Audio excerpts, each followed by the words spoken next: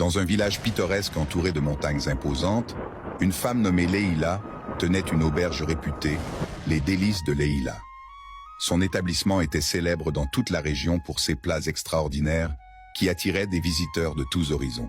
Chaque soir, l'auberge était bondée de clients venus déguster des plats incomparables, d'une saveur du jamais vue. Leïla, reconnue pour son talent culinaire, concoctait des mets avec un soin et une attention qui frôlèrent l'art. Son plat signature, un ragoût d'agneau aux épices, était si délicieux que des rumeurs sur sa magie culinaire se répandaient comme une légende locale. Les hommes du village étaient si enchantés qu'ils délaissaient parfois les repas de leur propre foyer pour ceux de Leïla. Mais derrière son comptoir, Leïla gardait un secret profond. Elle prétendait que l'amour et la dévotion étaient ses seuls ingrédients spéciaux, mais les murmures concernant ses méthodes ne cessèrent de croître.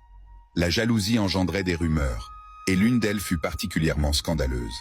Elle aurait utilisé son sang pour donner cette saveur unique à ses plats. Lors d'une fête villageoise, une rivale de Leïla, brûlante de jalousie, accusa publiquement Leïla d'utiliser son sang menstruel dans sa cuisine. Le scandale éclata, remplissant le cœur des villageois de doute et de méfiance. Face à cette accusation humiliante, Leïla prit une décision courageuse. Elle organisa une grande démonstration culinaire sur la place du village pour montrer à tous ses techniques et ingrédients. Le jour venu, les villageois s'assemblèrent, sceptiques et curieux. Avec une transparence totale, Leïla prépara son fameux ragoût sous leurs yeux, révélant chaque épice et chaque technique. L'arôme envoûtant convainquit même les plus critiques.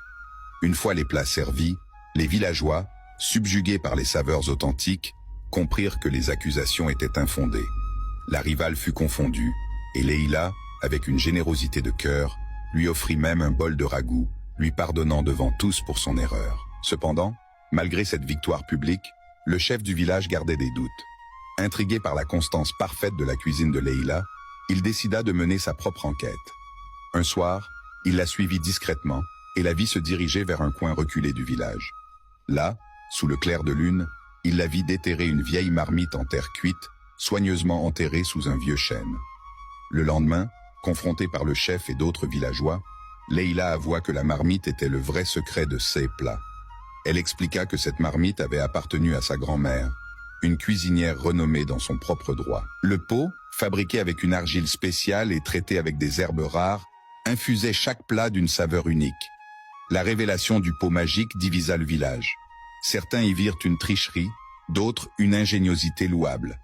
Après de longues discussions, il fut décidé que Leïla pourrait continuer à utiliser sa marmite, mais elle devrait partager son secret avec d'autres cuisiniers du village, transformant ainsi les Délices de Leïla en un centre d'apprentissage culinaire pour toute la communauté. Ainsi, Leïla non seulement garda sa réputation intacte, mais devint aussi une mentor pour les futurs chefs du village, enseignant que la véritable magie de la cuisine réside autant dans les secrets hérités que dans l'amour mis dans chaque plat.